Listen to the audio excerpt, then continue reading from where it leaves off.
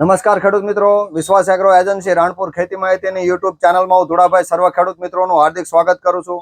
તો ખેડૂત મિત્રો, હવે જેમ જેમ ચોમાસું નજીક આવતું જાય છે એમ ખેડૂતો માટે મૂંઝવતો પ્રશ્ન હોય તો કે બિયારણની પસંદગી। તો ખેડૂત મિત્રોએ બિયારણની પસંદગી કરતી વખતે અથવા તો બિયારણની ખરીદી કરતી વખતે કઈ કઈ બાબતોની કાળજી રાખવી જોઈએ, ખેડૂતો બિયારણ ક્યાંથી લેવું, ક્યાંથી ન લેવું અથવા તો કેવું બિયારણ લેવું, એના વિશેની આજે આપણે ચર્ચા કરવાના છીએ। તો ખેડૂત મિત્રો, આ વિડીયો તમે પહેલેથી છેલ્લે સુધી શાંતિથી જોઈજો, જેથી કરીને તમે બિયારણની ખરીદીમાં થાપ ના ખાઈ જાઓ અથવા તો છેતરાઓને અને સાચા અને સારા બિયારણની ખરીદી કરી શકો। તો આજે આપણે 2 થી 3 મુદ્દા વિશે ચર્ચા કરવાના છે। એમાં પહેલું કે ભાઈ ખેડૂતો બિયારણ ક્યાંથી ન લેવું, કે કેવી જગ્યાએથી ખેડૂત મિત્રો બિયારણ ન લેવું, તો એના વિશે વાત કરીએ। તો ખેડૂત મિત્રોએ બિયારણ તો ઘણી વખત ખેડૂત મિત્રો ઘરે આવીને વેચનાર ફેરિયા પાસેથી બિયારણ લે છે કે ભાઈ ઘરે આવીને વેચે ફેરિયા, તમે કે ભાઈ આવડું આ 1200 વાળું 1500 વાળું હડશે નહીં, આવડું આ બિયારણ વાવી દો, આવું થાય છે તેવું થાય છે। તો એવા વ્યક્તિ પાસેથી ક્યારે પણ બિયારણ લેવું જોઈએ નહીં, કારણ કે એક તો એમને ખબર નથી કે ભાઈ આ બિયારણ કેવું થાય છે, બિયારણનું નોલેજ નથી, અથવા તો તમે સુરતથી હીરા ગસ્તા મોકલી દે કે ભાઈ આ અમારે ફલાણા કારખાને આવ્યા હતા અને આ બિયારણ બહુ સારું, ફલાણી કંપનીમાં આવ્યું તો આ બિયારણ બહુ સારું, એવું ઘરે આવીને વેચનાર ફેરિયા પાસેથી અથવા તો દૂરથી તમને સગાવાલા મોકલે એ બિયારણ ક્યારે કરવું નહીં। અથવા તો કે ભાઈ અમારા હગાવાલાએ મોકલાયું કે મારા મામાને હતું, મારા માસીને હતું, અથવા તો મારા મામા માસીએ ભલામણ કરેલી છે આવડું આ બિયારણ લો, તો એવા બિયારણની પસંદગી કરવી નહીં અથવા તો એવું બિયારણ લેવું નહીં। બીજું, ઘણી વખત કોઈ દૂરના વિડીયો કે ભાઈ તમને આઉટ એરિયાના વિડીયો બતાવે કે ભાઈ ઓહો એક છોડમાં 500 ઝીંડવા, આવડું આ બિયારણ લઈ લો ના, તો આવા બિયારણની પણ ક્યારે પસંદગી કરવી જોઈએ અને દૂરના વિડીયો જોઈને બિયારણની પસંદગી કરી શકો। તો જ્યારે તમારા નજીકના ખેતરમાં હો તો એને વાતાવરણ અનુકૂળ ના આવે તો ના સારું થાય, તમે નજીકના આજુબાજુના ખેડૂત મિત્રોના નજીકના તમારા ગામના અથવા તો આજુબાજુના 1-2 ગામના ખેડૂત મિત્રોના ખેતર જોઈને તમે બિયારણની પસંદગી કરી શકો છો, પણ દૂરના વિડીયો જોઈને ક્યારેય બિયારણની પસંદગી કરવી નહીં। ત્રીજું કે ભાઈ એક નીચા ભાવનું, અથવા તો તમને એમ કે ભાઈ અત્યારે સરકારશ્રીનો 901 રૂપિયાનો ભાવ છે, તો ઘણી વખત કોઈ એમ કે અમે તમને 800 માં આપી દઈએ કે 850 માં આપી દઈએ, તો એવા બિયારણની પણ ક્યારેય ખરીદી ન કરવી જોઈએ કે નીચે ગુણવત્તા વાળું કે હલકું હોય છે। ટૂંકમાં સારી કંપનીનું બિયારણ લેવું જોઈએ, નીચે ગુણવત્તા વાળું કે નીચા ભાવનું કે હલકી ગુણવત્તા વાળું બિયારણ લો તો ખેડૂત મિત્રો તમારે આખું વર્ષ બગડે છે અને ઉત્પાદનમાં મોટો ઘટાડો આવે છે અને ઘણી બધી તકલીફ પડે છે।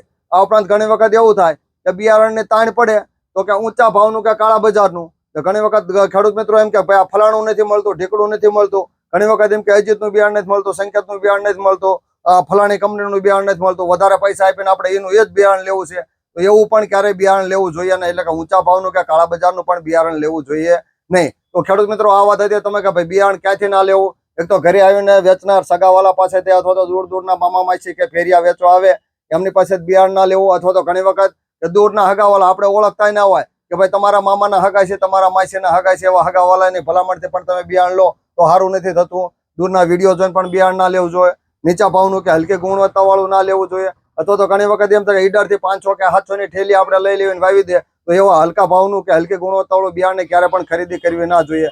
ઊંચા ભાવનું કે કાળા બજારનું, ઘણી વખત એમ કે ભાઈ આ 1400 વાળું કે 1500 વાળું 5G કે 4G આવ્યું, આ બિયારણ વાવો તો હડશે અને ફલાણું થશે, ઢીકડું થશે, તો એવા બિયારણની પણ તમારે ખેડૂત મિત્રો ખરીદી કરવી જોઈએ નહીં। તો હવે પછી આ વાત કરીએ આપણે ખેડૂતો ક્યાંથી બિયારણ ન લેવું। હવે પછી આપણે ચર્ચા કરશું કે ખેડૂત મિત્રોએ ક્યાંથી બિયારણ લેવું અથવા તો કેવા વ્યક્તિ પાસેથી બિયારણ લેવું, એના વિશેની આજે આપણે ચર્ચા કરવાના છીએ। તો ખેડૂત મિત્રોએ એવા વ્યક્તિ પાસેથી બિયારણ લેવું જોઈએ જે તમારા નજીકના ડીલર હોય।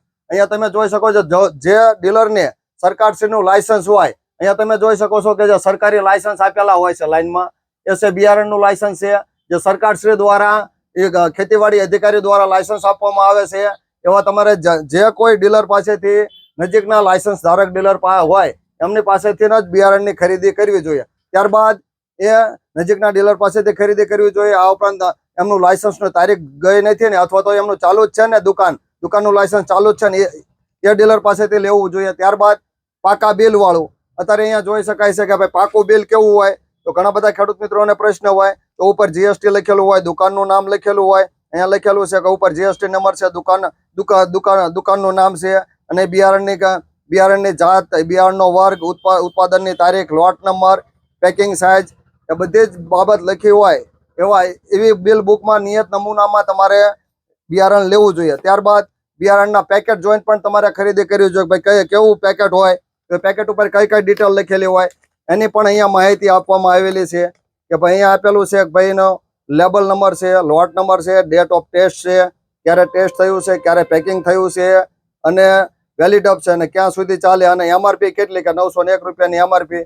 એટલે આ રીતે જે કંપનીનું વ્યવસ્થિત ડિટેલથી માહિતી હોય એમાં તારીખ પણ નથી જાય કે જૂનું નથી આવી જતું ને એને ખાસ કરીને તમારે કાળજી રાખી અને બિયારણની ખરીદી કરવાની હોય છે કે ભાઈ કઈ કંપનીનું છે, કઈ કંપની બિયારણ બનાવે છે અને કેવું બિયારણ છે એવા ડીલર પાસેથી તમારે બિયારણ લેવું જોઈએ. ટૂંકમાં સરકારશ્રી દ્વારા ભાવ નક્કી કરેલા પેકેટની ખાતરી કરીને લેવું જોઈએ, જૂનું ના આવી જાય એની પણ ખાતરી કરવી જોઈએ.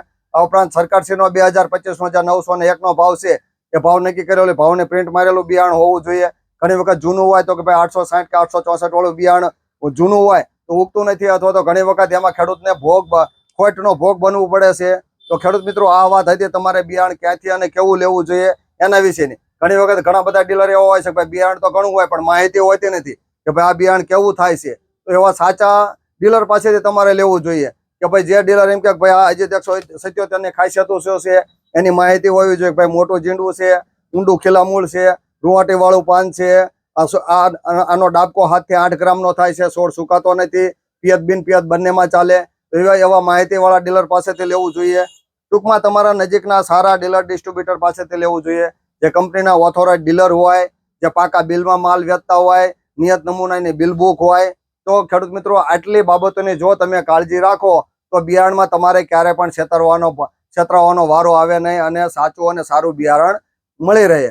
તો ખેડૂત મિત્રો આ વાત હતી તમારે બિયારણ ક્યાંથી લેવું જોઈએ અને ક્યાંથી ન લેવું જોઈએ, કેવા વ્યાપારી પાસેથી લેવું જોઈએ, કેવી કંપની પાસેથી લેવું જોઈએ. આ ઉપરાંત તમારે એક સાચી અને સારી કંપનીના બિયારણ લેવા જોઈએ. ઘણી બધી મોટી કંપની છે એવી સારી કંપનીના પાસે તમે જો બિયારણ લો તો તમારે ક્યારે છેતરાવાનો વારો આવે નહીં અને સાચા અને સારા બિયારણની પસંદગી કરી શકો. તો ખેડૂત મિત્રો આ વર્ષે 2025માં કપાસી સફેદ સોનું છે, તમે જો સાચા અને સારા બિયારણની પસંદગી કરી શકો તો એક જે રીતે સોનાનો ભાવ વધતો જાય છે એમ દિવસે દિવસે કપાસનો ભાવ પણ વધતો જ જવાનો છે.